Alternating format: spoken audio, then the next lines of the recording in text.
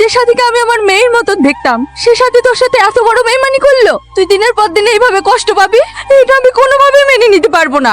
দরকার বলে আমি টনির বাড়ি যাব, ওকে সব বুঝিয়ে বলবো। থাক মা, আমার জন্য তোমাকে আর অপমান হতে হবে না। আর তাছাড়া ওর আব্বা তো আমাদেরকে সহ্যই করতে পারে না। তোমাকে নিয়ে আমার অনেক ভয় হয়। কেন? তুমি অনেক বড় লোকের ছেলে, তুমি যদি আমাকে ভুলে যাও।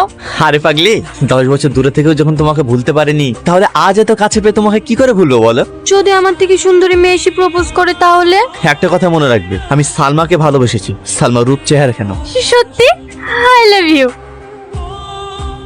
টনি, তোমাকে একটা কথা বলার ছিল। আমার বান্ধবী নেই সাথী, ওই দেখো আসছে। ও আমাকে চ্যালেঞ্জ করেছে, ও তোমাকে যেভাবে হোক বোকা বানাবে। আসতে দাও ওকে, দেখি কি করে বোকা বানায়। হে, তুই এখানে কি করছিস রে হঠাৎ করে? সেই কৈফিয়ত আমি তোকে দেবো না। আজ আমি টনিকে সব সত্যি কথা বলবো। কি বলবে বলো?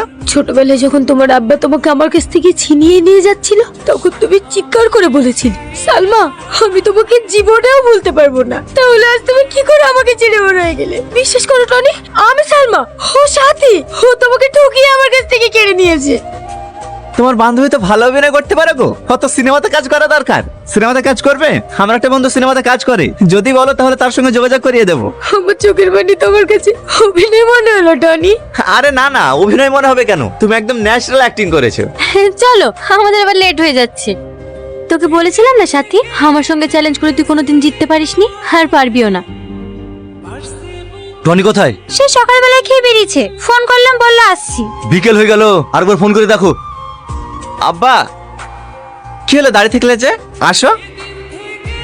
কে মেয়েটা? চিনতে পারছো না আব্বা? সালমা, ওই কাশেমের মেয়ে। হ্যাঁ আঙ্কেল। তোমার সাহস কি করে হয় এই বাড়িতে পা রাখার? তুমি এসব কি বলছো আব্বা? তুই চুপ কর। শুধু এর কারণে তোকে নিয়ে 10 বছর আমি ট্রান্সফার হয়ে কলকাতায় ছিলাম, আর কদিন আসতে আসতেই তোর মাথা আবার খেয়ে ফেলেছে।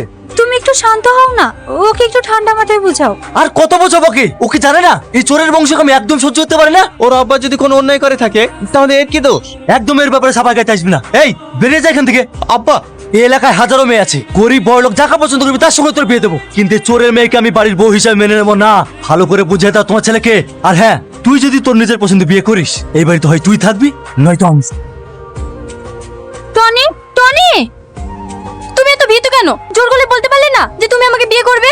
দেখো, আজ পর্যন্ত আমি আব্বার মুখের উপর কোনোদিন কথা বলিনি, কিন্তু যেভাবেই হোক আমি আব্বাকে রাজি করাবো। থাক, তোমাকে রাজি করাতে হবে না, তোমার আব্বাকে আমি রাজি করাবো। টনি, তুই আবার এখানে কি করতে এসেছিস? তোর মতো বেইমানের সাথে আমি কথা বলতে আসিনি। টনি, আজ আমি প্রমাণ করতে এসেছি যে আমি সালমারও সাথী। আরে চুপ করো তো, সবসময় আর কি ভালো লাগে না? এমনিতে আজকে আমার একটা প্রবলেমের মধ্যে আছে, তার মধ্যে এসে আবার এই চলো তো।